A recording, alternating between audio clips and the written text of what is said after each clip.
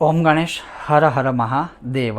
એક સાર્વજનિક લોકોનો પ્રશ્ન કહી શકીએ અથવા લોકોનું દુઃખ કહી શકીએ અથવા તો લોકોના મનમાં કદાચ કોઈ સહજ શંકા પણ કહી શકાય એવો પ્રશ્ન છે કે અમે વારંવાર અનુષ્ઠાન કરીએ છીએ પણ અમને એનું ફળ નથી મળતું, તો શું કરવું? બીજું કે અમે અનુષ્ઠાન કર્યું છે એનું ફળ અમને મળ્યું છે કે નથી મળ્યું એ અમને કેવી રીતે ખબર પડે?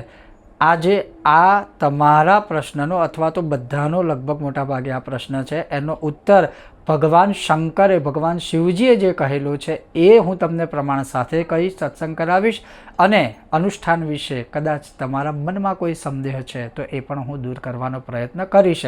જો તમને આજનો આ વિષય, વિડીયો, સત્સંગ પસંદ આવે તો લાઈક કરજો, શેર કરજો, ચેનલ પર નવા છો તો સબસ્ક્રાઈબ કરજો। તો ચાલો સત્સંગ શરૂ કરીએ। તો હવે શંકર ભગવાન પોતે એવું કહે છે કે જ્યારે તમે કોઈ મંત્રનું અનુષ્ઠાન લીધું અથવા અનુષ્ઠાન કર્યું અને એક વારમાં અમુક મહિનાઓ પછી કે લગભગ 1.5 થી 3 મહિના સુધીની અવધિ વિશે શાસ્ત્રોમાં કથન છે, ફળ મળવું, અને છતાંય તમને નથી મળી રહ્યું અથવા તમે ખાલી મંત્ર સિદ્ધિ માટે પ્રયત્ન કર્યો છે, મંત્ર સિદ્ધિ માટેનો, અને છતાંય તમને એવું લાગે છે કે મંત્ર સિદ્ધ નથી થયો, તો શું કરવું? તો પછી બીજી વાર અનુષ્ઠાન કરવું। હવે બીજી વાર તમે અનુષ્ઠાન કર્યું છતાં પણ તમને ફળ નથી મળી રહ્યું, તો શું કરવું? તો શિવજીનું કથન છે કે ત્રીજી વાર એટલે 3 વાર આપણે અનુષ્ઠાન કરવું જોઈએ। અવશ્ય એ મંત્ર ત્રીજી વાર સુધીમાં તો સિદ્ધ થઈ જ જશે અથવા તો થઈ જાય છે।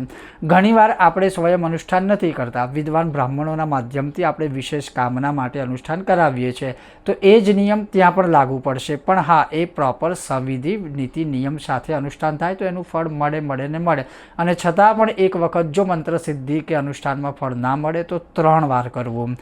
હવે પ્રશ્ન પાછો બીજો એવો થાય કે આપણે જાતે અનુષ્ઠાન કર્યું અથવા તો બ્રહ્મદેવોના માધ્યમથી કરાવ્યું।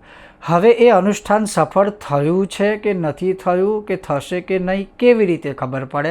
હું તમને એક ઉદાહરણના માધ્યમથી સમજાવું। હવે માની લો કે કોઈને લક્ષ્મીની પ્રાપ્તિ કરવી છે, કે વ્યાપાર વૃદ્ધિ કરવું છે, કે વ્યાપારમાં વૃદ્ધિ જોઈએ છે, કે ખાસ કરીને આપણે કહીએ કે ધન લક્ષ્મીની પ્રાપ્તિ કરવી છે।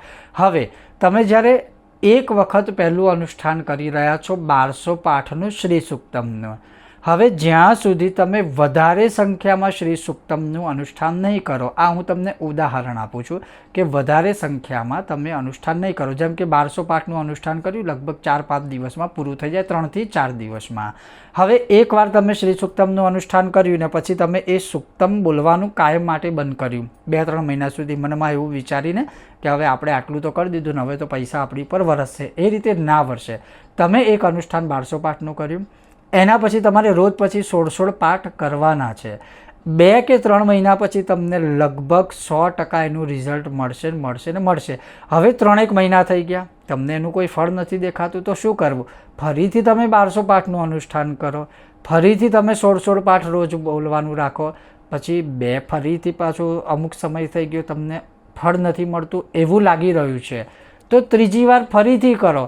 3 વખત આ રીતે અનુષ્ઠાન કરશો તો તમારું આ શ્રી સુક્તમ સિદ્ધ થઈ જશે, અને તમે જ્યારે એનો રોજ પાઠ કરશો એટલે એ તમારા માટે કામ કરશે। હા, અનુષ્ઠાન દરમિયાન આપણાથી કોઈ અજાણતાથી ભૂલ થતી હોય અથવા આપણે કોઈ બ્રહ્મદેવતાના માધ્યમથી અનુષ્ઠાન કરાવ્યું છે, કદાચ જાણતા અજાણતા એ લોકો કે કોઈથી ભૂલ થઈ ગઈ હોય તો પછી એક અલગ વિષય છે કે એનું ફળ ના મળે, બાકી 3 વાર અનુષ્ઠાન કરો એટલે ફળ પ્રાપ્ત થાય જ, એવું અહીંયા લખેલું 100% છે જ। હવે આપણે વાત કરીએ કે આપણને ખબર કેવી રીતે પડે કે અનુષ્ઠાન કર્યા પછી આપણને ફળ મળ્યું છે કે નથી મળ્યું, કે શું છે એના લક્ષણ? ત્યારે શિવજી શું કહે છે કે મનોરથાનમ ક્લેશસ્ય સિદ્ધિર ઉત્તમ લક્ષણમ મૃત્યુનામ હરણમ તદ્દદ દેવતા દર્શનમ તથા। જ્યારે તમે અનુષ્ઠાન આ રીતે વારંવાર કરો છો અથવા તો તમે અનુષ્ઠાન એક વખત કરી રહ્યા છો અને તમારી મનોકામના એ અનુષ્ઠાન દરમિયાન અથવા અનુષ્ઠાનના 1.5 મહિનાની કે 1.5 થી 3 મહિનાની વચ્ચે પૂરી થઈ ગઈ તો તમારું અનુષ્ઠાન સિદ્ધ થઈ ગયું, પછી બીજું વિચારવાની જરૂર નથી।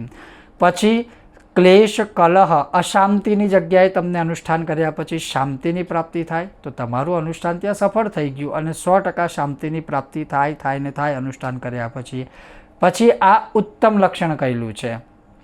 પછી કહ્યું કે મૃત્યુનામ હરણમ, તમારી ઉપર કોઈ મોટા ગંભીર આકસ્મિક સંકટો છે અને સૂડીનો ઘા સોયથી ટળી જાય છે અને તમારા રસ્તા ખુલી જાય છે, આનાથી મોટું પરિણામ કે આપણે શું જોઈએ, પ્રૂફ શું જોઈએ?